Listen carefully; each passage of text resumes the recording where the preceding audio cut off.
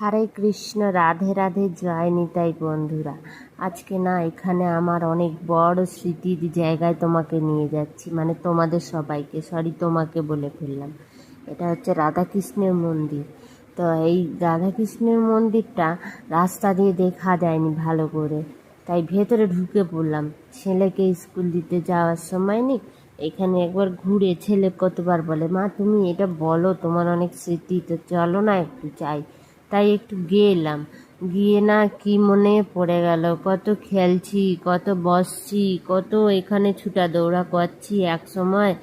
আজ এই জায়গাটা দেখলে কি ভালো লাগে। যাই হোক, ছোটোবেলাকার কথা মনে পড়ে যায়।